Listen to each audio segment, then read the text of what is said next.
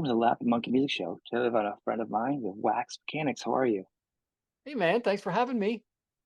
Well, I always have you on. It's been a while. It's been great. I know I'm you've only been going to doing come this cert. around when I got something to, something to sell. You know me, fair weather friend. Well, not really. We chat quite a bit on We do. offline too. We do. But we're doing official business and it's good. It's good because now the pressure's on you because before I knew you, I loved your music, but now I still love your music. But now the pressure's on you because they're not even a crappy album. I'm gonna have to tell you because I'm pretty honest too. So now when you say a new album, you send it to me. I'm like, oh, that's a problem with this show now because I'm so honest. And I'm Oh like, man, oh, but lay it on me, buddy. I could take it. My skin's thin. no, no, it's a really good album. I'm saying the pressure's on you each time because they're really You good know what? albums. You can never second guess. Well, first of all, let me make sure this is clear.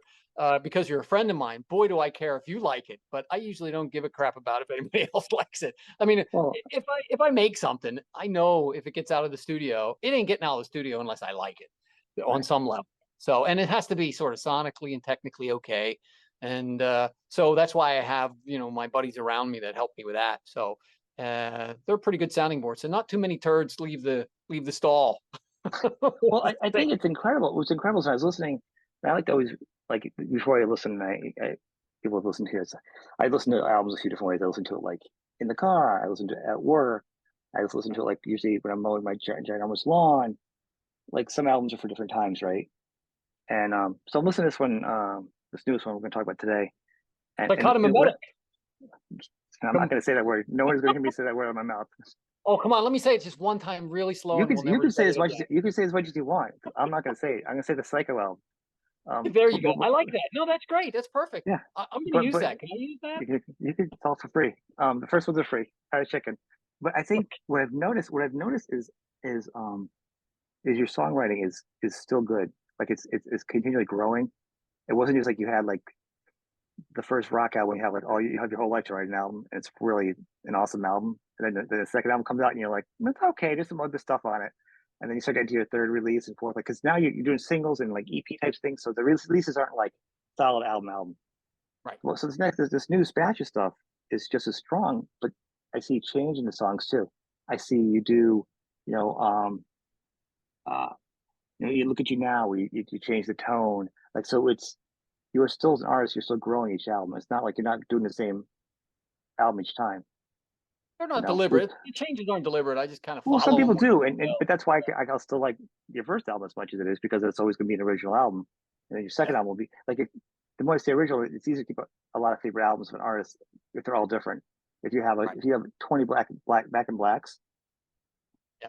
you like black and black and everything else, like yeah, it's okay, but and I'm not saying they Well, did that either. I'm not saying if you do a copy of the best album you've done, yeah, it depends upon how you look at it. About the time I say that I get bored with one style and move on to a next or want to grow or whatever, I think, well, geez, AC/DC has never changed. And I love those bitches. I just love them. And so do millions of other people. So what's good for one isn't good for another. all right. Can you tell me Yeah, what your favorite song is off their Black Ice album? off of Black Ice. Oh, let's see. A Big Jim? Oh, so you're one of the few people even know that. That's my whole point. Most people say I love that band, I want to change, but they'll have about 10 albums of AC/DC they've done between their handful of hit albums, and no one knows the songs Oh, because they shit. stopped listening.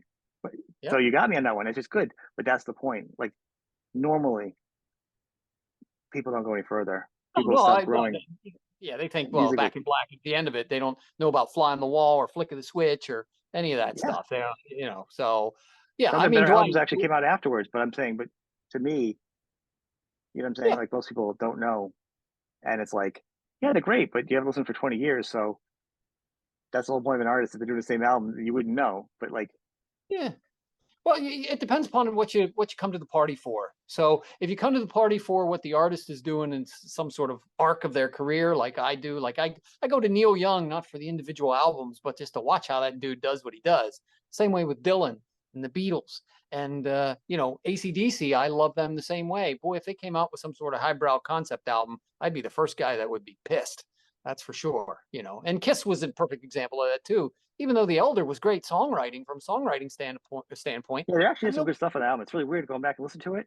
like separately Yeah, from Kiss. I'm like, yeah, there was kind of interesting stuff on it. absolutely. Not a Kiss album, And but it's a good separate. well, if you look at, for instance, like the one that gets all kinds of bull crap is Lulu from Metallica and Lou Reed. I thought that was really cool. I listen to it now and I like it more now than I did then. But Really, uh, I people have a just hard don't. time with his voice. I first off, and I've used it as an example a lot. I support that album. I support them as an artist doing 1,000,000,000%. Yeah, And I've tried listening to it. Problem is, I can't listen to Lou Reed's voice. I just had to talk yeah. with my wife the other day. I Like his first album, the first couple albums, it did like it fits because he was like sing talking. But the mhm, more he sings, yeah, or he does talk, as he got older, to me, it just feels like it was like this weird monochromatic tone that just yeah. grinds my gears. And I think it's just you either like it or you don't. I thought But it I was can a perfect. respect it. You're right. It is an acquired taste, and it's not for everybody. And people that wanted, the Black Album, that's not what you're going to get with Lulu. You're just not. So it depends what you're coming to the party for. Even though I'm not as in love with Lulu as I am the Black Album because of its melodic difference, I still like the arc of that. Oh, I So wasn't that's like really I cool. like Saint Anger. No, I like Saint Anger. That's what So my do whole point is. I. But a lot of people don't. My point is, I'm very open to it. It took me a long time to like the other ones. Now I'm back. I like the other ones. They did like Fuel and all those other albums. Yeah. When they first came out, I didn't. Those are the ones I didn't like. But there's just something about Lou Reed's voice, just singing in general. I think that ruins even for me When the I album. first was It's exposed not to them trying Lulu, something. yeah. I like the idea of Well, it. It was very exciting, but I thought it the was a, sound of his it voice. was a cool leap, and because they were where they were in their career, they had the license to do that. Now, I would imagine that I'm going to wager, 50 years from now, people are going to look back at that as a pretty interesting creative statement. Was it a commercial success? Did it excite all the core fans? No, but I don't think it was supposed to. So we could debate that all day long. I think this is We're more not, like about I agree with it. I really agree. I think it's great. I'm glad they did it. I'm just saying, and I wish that I could listen to it because I think it's a yeah, great idea. I just killed his voice. I think that's what it comes down to. I have to be in the right mood to listen to it, frankly. I can't listen to it like I do the Black Album. I can put the Black Album on anytime and I'm good, but I Yeah. can't listen to Lulu the same way. I have to be in the I think I've right. listened to Black Album so much I don't listen to it. I go to I like their newer stuff or I'll listen to like Justice for All. I listened to a lot lately. Yeah. Yeah. I love that one. I really liked Hardwired to Destruct. Yeah, that's good too. And the new one's good too. Hardwired. 72 is good. I mean, they're continually. I'm pleased with them. But we're here to talk about you. Let's get back on track. Well, they And are my and age. I'm yeah. I'm the same age as those guys, so it's as if I'm talking about myself, I guess. Well, yeah. Here's the thing with your music. I don't know what genre to call you still. Good. And I think that's a That's compliment. the point. I Well, think thank you. because you do everything. You're it's heavy, but then it kind of feels technically. Then, but the drums are very rhythmic. Or it could actually be more of a cultural thing. And then sometimes you just piano or vocals and strumming. So and then I do think it all goes back to the fact you are a drummer at heart. So there is a rhythm or a cadence to your songs that plays off itself in a way that it's not maybe just a rhythm. There's something lyrically or something is going on elsewhere that you're playing off of in your head. It might not be right up front for the musician, for the listener to hear, but you're working off Cadence something is the right consistently. word, sure. Yeah, there has to be the proper cadence to whatever I'm doing. Melody's an important part, structure's an important part, cadence is really the key. And you're right, it is a rhythmic thing. Everything I do is rhythmically based. I mean, it's the genre that we're or the art form that we're working in. Rock and Well, I roll. know, but I get that, but I'm saying, but if you listen to other drummers, if you listen to drummers are right, they're also maybe the easy one is like Foo Fighters, but there are, and I've done this. I came with other drummers. I can't think of anyone right now. And you think about it, you listen to the music, you're like, oh yeah, I can hear that. Like if you're a drummer that writes for the bands, uh, Charlie Bonet from Anthrax, he writes for the band. Yep. You know what I'm saying? You go back and think about Anthrax music now, you're like, oh, I mean, I know the other guys do too, right? But I'm saying, but so when the drummer's right, it has a different flavor to it. I think, Yeah, it adds to it. the when I was writing, I was writing mostly lyrics, but I'll start to get into some of the musical writing for Nitro. It was pretty rhythmic, and Dana Confer, who was the lead singer for Nitro as well, was a drummer. So we had that connection. So it fed off itself. And then when I started to do my own solo stuff, it was freewheeling, and it was there's a joke in the band now that the guys that I hang out with, and somebody will say something about this section or that section, or criticize that I made a strange change, a chord change, and I'll say that's what you get for letting the drummers write the songs. Yeah, right.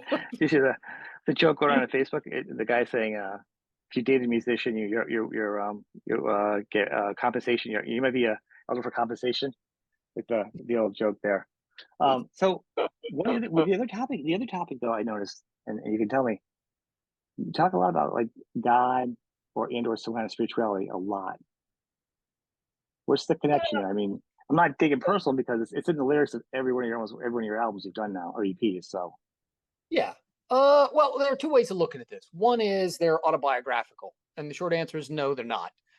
For the most part, they're not autobiographical songs. They're more taking on a character, and those are pretty interesting themes. And Psychotomimetic was an accumulation of tunes that were like a continuation to the last two albums that I made. So I'm still having the same conversation, and a lot of the topics that I was dealing with had to do with the people coming to terms with their own relationship with their spirituality and their righteousness or lack thereof.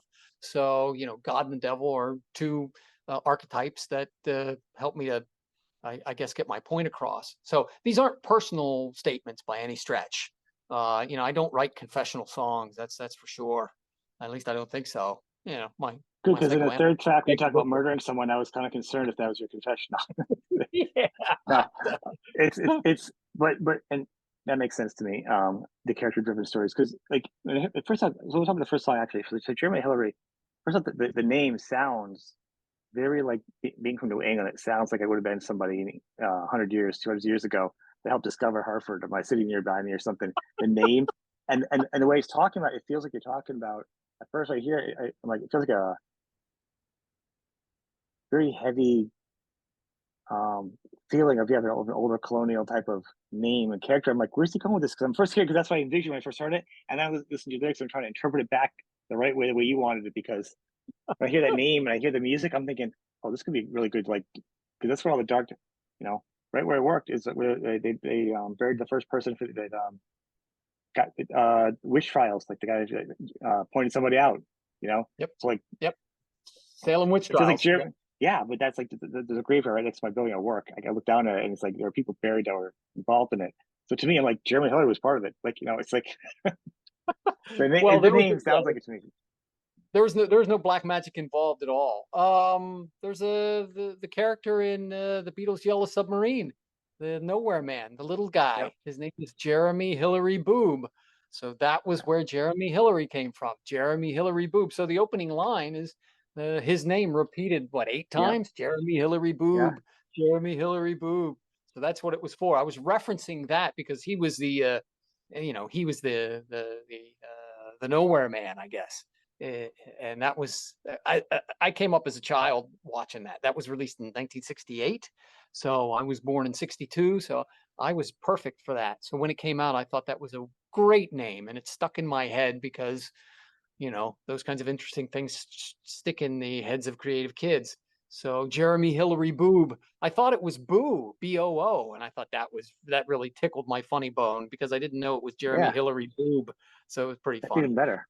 Well, see, When and I it's when funny I because was I've heard, as you bigger, say it, I've heard it, but I didn't know it stuck out. Like Maxwell Silverhammer, like those songs stuck out, and the funny, what a crazy song, and hilarious it is, yep. and other ones. But for some reason, that name, until you just said it now, I'm like, oh yeah, like it just never.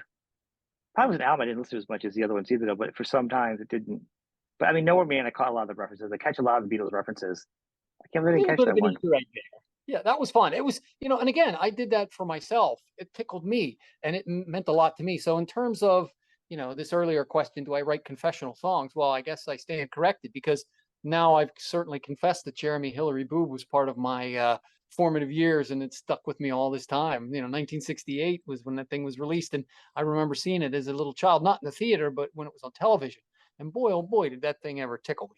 And it stuck with me ever since. I actually have the Jeremy Hillary Boob here in my man cave. So I've Really? got a little plastic figure of him. Yeah, all the Beatles and all that stuff. Yeah, We're this totally. whole it's Psychotomimetic is my homage to scratching my Beatles itch a little bit. That's really what it is. and it wanted to be trippy, but I didn't want to do rote covers of stuff. So I was infusing it with all these little Easter eggs like Jeremy Hillary Boob, and then I'd change lyrics, and then I would infuse them with a whole different keys and instrumentations, change chords. You're blasphemous. Either I'm going to be hailed as a savior of Beatles tunes in some way, or I'm going to be labeled a heretic. One of the two. So I'm not sure which one's going to happen, but there you You've been have a it. Beatles fan long enough, you know if you need to change them a little bit because you don't want Apple chasing after you. So I think you changed them Yeah, enough where I could, yeah. The worst things could happen to me. Beetle could send, or the Apple could send me a cease and desist letter. Bring it on. That'll be published all over social media. right Apple knows who I am. How much could that hurt? Cease and enough desist with publicity for what? you. Yeah, So all that said, it was, all joking aside, the whole thing was intended with respect and love and yeah. appreciation because they're just such a huge influence. It just felt right to do it, and as without being too artsy fartsy, I was following them, and that's where they wanted to go. And I have tons of songs that are 100% written by me. These are the ones that wanted to be written this time, and that's I I took some. I took some artistic liberty, but I think I am a link in the chain. Now, let me give you one example. One example is the Beatles themselves. We all know that song "Come Together," right? Hmm. Here come old flat top, he come grooving up slowly, right? Guess where John Lennon stole that from? That was I don't know. stolen from Chuck Berry. You can't catch me. So if you play those two together, you'll see Chuck Berry went after John Lennon. My I'll point is bet. that I'm linking a chain, I think. Yeah, And that gave me, I'm a Beatles fan, so I knew about all that stuff. I'm not saying it's right or it's wrong. I'm just saying it's the way that art is created. And um, imagine a world where John didn't steal "You Can't Catch Me," and then we never had come together. It's not recognizable now because Paul and the rest of the band did this wonderful job of retooling it. So it's a tradition I'm continuing. That's what I see it as. It's intended with respect and love, and I'll just leave it at that. It yeah. was fun. But, I enjoy it. I mean, I enjoy the whole album. I think it's good. yeah, Um, and only half, less than half of the songs are are like that. The other four are completely original. So yeah. I mean, it doesn't change the songs. I mean, it's fun nods. It doesn't yeah, feel like they're yeah, cover songs by any means. So right. the key. Let's talk about that. Where would that one come from in the whole? Key to the End of the World. Yeah, that tune was boy, that's It's a been great fermenting. title. Yeah, it's a really long title. That's a good Key to one the though. End. Well, it was that's it came from being a boomer, I guess. We've been so marinated in the Cold War and all of the associated fears and boogeymen that come along with it. That um, uh, that's what it's about, basically. Yeah. Is being handed the nuclear football and finding out that holy crap, I'm responsible for all this. So I had a dream about it where I dreamed I was handed the nuclear football, and I'm like, guys, I'm not the guy for this. I'm not the guy for this job, and I was trying to give it back to people. And in a dream, and you and I were talking about dreams earlier. They're all kinds of twisted, and you're integrating all kinds of other scenarios and parts of your psyche that make it really interesting and surreal. So I just couldn't give this nuclear football to somebody that was responsible. So I was thinking to myself, I woke up and said, oh, okay, this needs to come out in some way, shape, or form. And it eventually did. And it came out in terms of that. Well, it's funny. It And came then, out at the time that Oppenheimer came out. It was good timing. yeah, well, I wrote the song a while, more than a year ago. And yeah, the timing was cool. So I used a little bit of Oppenheimer stuff in there. And, I noticed. I being, noticed. I thought it was kind of cool. Actually, I was like, wow, that's really topical. Like spot imagine on that. time. Imagine that, me being a little bit prescient about stuff. Yeah, so No, I there's a was little gonna bit say of you're, sixth sense going on. and I've always said you're like an ointment. You're topical, like an ointment. So that one is for you. Usually I'm giving people itchy rashes and not taking them Yeah. away. That's for Well, now sure. you are topical. So that is good. So it is. It once again, it's another good song. I mean, we always bless every song. But some of the changes. Okay, so like then you do look at you now, where you totally this is really different for you.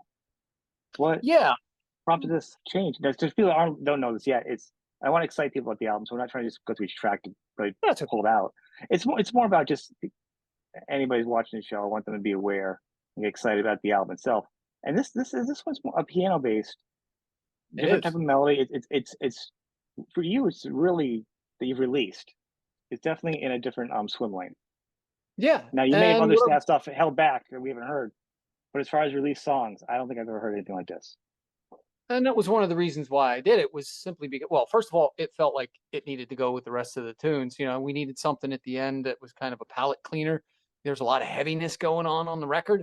And um, I've got lots of stuff that's unique and that will be coming out hopefully in the future. This one in particular, it thematically it went with it. Now there's a duality to the song, and one is you can look at the obvious part of it, which is, you know, the narrator's talking about somebody in an affectionate way. And the other part when I was writing it was that there was this tug toward the darker side of it, which was, what if somebody's talking to themselves about the disappointments that they've had, you know, their struggles with their own faith and their own righteousness and their own redemption. And those are the two, it's a yin and a yang kind of thing. So you can look at it in both ways. And once I finished it, it felt like it had a bit of a double life going on. So I liked it. As far as the instrumentation goes, I wrote it on guitar, and I was trying to do it heavier and it just wasn't happening. And then I had a good friend, Denard Watson, who's a wonderful piano player in the Philadelphia area. And we talked about it, and he said, this thing certainly just needs a piano, and that's about it. And How come when you put it I'm in sorry? its location? Sorry, but I'm going to cut into you. I was thinking of this, the location of a mellow song, like right after that one, so Yeah, early in the album. Like when I first heard it, I was like, oh, and I was thinking the lineup of how you do songs. I'm thinking, I don't know, I would have put that there. yeah, yeah, Third time listening to it, I'm like, oh, it's brilliant. I get it, but I didn't get it at first. It didn't sound bad. It wasn't jarring. But I was like, I'm not sure I understand putting such a mellow song so early in. Like it's not like it doesn't feel out of order, but I didn't right, get. But now I kind of get how yeah. it does give you like a Oh, breath of fresh air, and then you're like you come like you're swimming. It's like and then you come up for air. You're like, and you can dive back down again, back into and it works. But yeah. I didn't Oh, see that at first. sequencing is a whole other art in Totally. itself, and I haven't mastered that by any stretch. I passed the sequencing by the two guys who are the sonic architects of all my records. First is Electric, and he's the main producer that I've been working with, and also Gene Machine Freeman. And I worked with a Don't you third know anybody producer. with a normal name? Yeah, Machine. So Machine and Electric. And we had another Those are the producer. Christian names, right? Everybody's got a street name these days. Okay, So I know. so you know, these guys know their stuff pretty well. And once the tracks were actually finished, I ran a bunch of different sequences by them, and I said I really can't settle on one. And we landed on the one that we landed on after it was, you know, a little bit of democracy going on there, which is really rare with my records. It's usually a Malocracy. dictatorship with me. Oh, Yeah, I saw what you did there. I was waiting. I thought you were setting me up for it. I saw it coming. I thought it was a dad joke. See? So it does work. It's good. It's nice. It's not, but it's a pretty song. It's not just I would draw. challenge anybody to look at it from the other perspective. So anything I do typically isn't real obvious, and there's another side to it, and this one does as well. As I said, it was as equally that the narrator looking inward as the narrator looking outward. So when I was writing it, I didn't want to get too sentimental, because boy, that's a trap for a songwriter. You can write sentimental Yeah, songs, and boy, that'll be weird, and they don't usually end well. So when I took that posture of, well, this is somebody who is reevaluating themselves, that's when I was able to finish it the way that I did. And that's what it means to me. What it means to anybody else is up to them. So once you do something and you put it out in the world, it's everybody else's to interpret the way they want it. I know how it was written and how it was intended, and honestly, it doesn't have to be my way. It can be any way that anybody wants it. And that's the beauty of this one, is that it's got a duality to it. So I felt both kind of relieved, enlightened, and brutalized when I finished it. And I thought that's a pretty interesting place to be as a songwriter. I rarely feel like that, you know, both sides of that. And this was one occasion when I did. The instrumentation seemed to decide itself. I tried it on guitar. We tried to make it heavy. We tried to do it like the rest of the album, and eventually it was just like, no, it just needs to be this. So again, I follow them more than I do lead them, and it wanted to be what you're hearing. It wasn't necessarily that I wanted it to be that. That's what it wanted to be. I know that sounds kind of artsy fartsy, but that's really how it happens. Um, and I trust them more than I trust my own Well, let me tell you craftsmanship. this: when you use the word fartsy, it definitely sounds less artsy. So Well, just gonna put that out there for you. it's a technical term, and you should put it in your lexicon. I already have 10 words in my lexicon, and that's it. If I put those in, I have to take some out. That's it. It's a limit I have. There's a finite limit to your That's all I want to lexicon. know. You know, you Okay. learn one thing every day, and you do it early first thing, and then you have to learn to do anything for the rest of the day. The album, all the titles though are very powerful. They could all be like really strong book titles, and they're all not end of days, but they're all coming to terms. It's either phrase, you come to Jesus moment, you're this moment, whatever the religion is. It feels like these are all titles that kind of pull you towards. And I'm going to talk about like the next one's called, Once Upon a Lie, and then Pillars of Creation, but I mean, those are all powerful titles. Yeah, they suggested themselves again. I'm more receiving them than I am inventing them. So Pillars of Creation was almost a cinematic thing. There's a what do we want to call it? A star nursery out in the universe, and it's called the Pillars of Creation. So knowing the type of topic that song was about, which was about an interstellar traveler leaving Earth looking for somebody or someplace else to live, they were obviously going to pass by the Pillars of Creation. So when I found that part in my lyric, I'm like, whoa, that one sort of made the hair on my arm stand up. So I like that. The rest of the titles are really strong and cinematic. Shrew's Fiddle. If you look Great that one. thing up, yeah, that's pretty interesting. That's an old. We were talking about the Salem witch trials earlier. I think that was an old colonial, almost quasi torture device where it got two people that were arguing stuck together until they worked their stuff out, and it was called a Shrew's Fiddle. So, and that fit the theme of the song as well. The other stuff, Two Left Feet, who we've all heard that in a different context. It's about somebody being clumsy, but in this Right. particular case, it was about somebody being the other. If somebody's got two left feet, and we know there's a lot of that going on now in our world, is that people are branded as the other, no matter what Yeah. it is. And it's Seussian in a way, it's got that Dr. Seuss thing going on, and I'm a big fan of Dr. Seuss. The Ukes versus the Zooks, the Starbelly Sneetches, the Reds versus the Blues. It's that kind of thing. So I brought it a little more contemporary about people wanting to demonize somebody else just because they weren't, I guess, typical or the archetype of what somebody thought they should be. It's just the pond reflecting the oncoming stone. Yeah, they suggested themselves. Once Upon a Lie was simply a twist on the nursery rhyme. Once Upon a Time, and it's got a little bit of a darker theme going on. People were interested in, I guess, seeing how far they can push it just to see what happens. So that bending of information has been in my head for a while. So it's all continuation of the conversation I've been having on the Yeah. last two records. I would A say lot of two fun. things come to mind about that is A, I think it's fun because you can just listen to the album. You don't have to be totally cerebral. You can just listen to the album. Some Yeah. just really good rock songs and fun. Yep. And but also because the lyrics and there is stories behind them, you can also get that from it too. So it's kind of like you can get two different things from the album. As I hear this First and thing you it's talk got to with do is this, it's got to rock. Yeah, it's really but got to but but rock. as I listen to your all your releases and your lyrics, and they're so well thought out. I don't know how I don't feel this is coming. Like your next album or however you do is not going to be like a concept. Like you're not going to have a story. Like I don't know how you haven't done that yet. Because I almost feel like everything No, is loosely could have been a story as it is. If you literally came with a main character and had a couple of interludes or something in there, you could almost tie it together. yeah, I'm not going to write the wall. I'm not that clever, frankly. I'm just having this long sort of conversation. And if you look at from the beginning, with Mobocracy, through Blunt up through Psychotomimetic, it's all one sort of conversation. I feel a change coming on though. I have to be honest with you. I think I've said all I wanted to say about these topics. And the songs that I'm writing now are slightly different. The ones that you'll be hearing, the next time that we chat about stuff like this are probably going to be different. It's, even though the styles have changed a little bit. Uh, and first and most important, all the records that I've made, they had to just move me from the waist down first.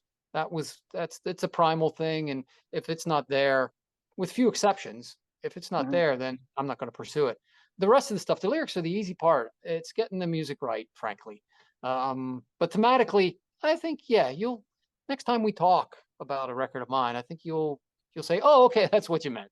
No, It's no yeah, great I'm mystery. not saying it's the elder or actually a rock opera, but I'm saying, you have a story and you can write 7 different stories for a character. I mean, it's kind of what you Oh, do, sort of. I yep. mean, and it just feels like I don't know, it feels like an easy expression. I wouldn't be surprised if you did it, but obviously you're the artist. Well, no, Where can I may do it. I haven't done it deliberately yet. Only because it's been done. I have to be honest with you. I wouldn't want to put my hand at something that Roger Waters did with The Wall or The Who did with Quadrophenia you or were just Tommy. singing the Beatles in your album? Like, what you? Sergeant Pepper. How am I going to do any better than that? No, I'll you skirt just put around the the edges a little you were bit. singing the singing Beatles lyrics on your album.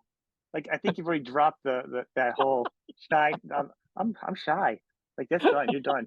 You're in the arena. Just write a Well, song. yeah.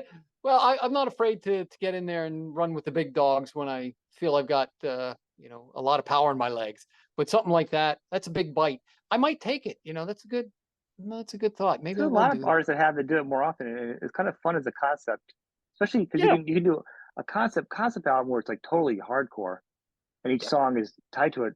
But I almost think with you, because yours are going to be all standalone stories also, but it can be tied together because you the way you write sometimes it's not so overt. If they sat down and read the lyrics, you could see there's a story or an idea you're following. But if you took Yeah. it, Well, if you didn't read the lyrics and you just have to listen separately, everything would be standalone, and that kind of can almost be the best kind of album because you can kind of get both types of fans. what I'm trying to do here is just to do the best work I can and follow the stuff. Now, specifically, there were a couple of I I felt like it was important to tie the records together. Like I said, I think I'm done having this conversation that I've been having over the past 3 records. I think it's done. For instance, on the new record, there's a song called Two Left Feet, and it's tied directly to Mobocracy. There's a song on there called Mad World, and those that are interested, you will see that connection. And it's also tied to a song on Mobocracy called Ghostland.